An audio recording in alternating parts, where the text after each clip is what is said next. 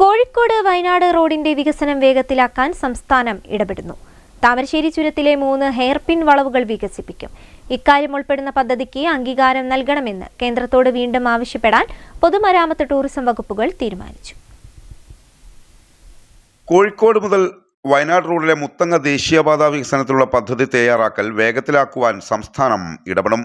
പൊതുമരാമത്ത് ടൂറിസം മന്ത്രി P A Muhammad റിയാസിന്റെ നേതൃത്വത്തിൽ നടത്തിയ ഉന്നതതല യോഗത്തിന്റേതാണ് തീരുമാനം.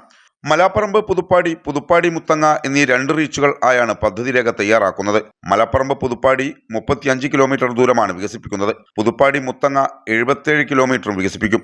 ഈ റോഡ് 4 വരിയായി വികസിപ്പിക്കുന്നതിനാണ് പദ്ധതി തയ്യാറാക്കുന്നത്. താമരശ്ശേരി ചുരത്തിലെ 3 ഹെയർപിൻ വളവുകൾ വികസിപ്പിക്കുന്നതിന് സമർപ്പിച്ച പദ്ധതിക്ക് അംഗീകാരം നൽകണമെന്ന് കേന്ദ്രത്തോട് വീണ്ടും ആവശ്യപ്പെടുവാനും തീരുമാനിച്ചു. 35.5 കോടി രൂപയുടെ പദ്ധതിയാണ് ഇതിനായി തയ്യാറാക്കി കേന്ദ്ര ഉപരിതല ഗതാഗത മന്ത്രാലയത്തിന് സമർപ്പിച്ചത്. കൽപ്പറ്റ ബൈപ്പാസ് 4 വരി ആയി വർദ്ധിപ്പിക്കുന്നതിന് 162.25 കോടി രൂപയുടെ പദ്ധതിക്ക് അനുമതി ലഭിക്കാനുള്ള ഇടപെടലും പൊതുമരാമത്ത് വകുപ്പ് ശക്തമാക്കും. പദ്ധതിക്കുള്ള അംഗീകാരം നേടിയെടുക്കുന്നതിന് പ്രവർത്തനങ്ങൾ ഏകോപിപ്പിക്കുവാൻ വകുപ്പ് സെക്രട്ടറിയെ മന്ത്രി ചുമതലപ്പെടുത്തി. മലാപ്പറമ്പ് പുതുപ്പാടി റീച്ചിൽ തീരുമാനിച്ച ഉപരിതല നവീകരണ പ്രവൃത്തി സമയബന്ധിതമായി പൂർത്തിയാക്കാനും മന്ത്രി നിർദ്ദേശം നൽകി. കോഴിക്കോട് നഗരത്തിൽ പഴയ നാഷണൽ ഹൈവേയിലെ പ്രവൃത്തി പുരോഗതിയും മന്ത്രി വിലയിരുത്തി. തലശ്ശേരി മാഹി ദേശീയപാതയിലെ പ്രവൃത്തിയും വേഗത്തിൽ പൂർത്തിയാക്കുവാൻ യോഗം തീരുമാനിച്ചു.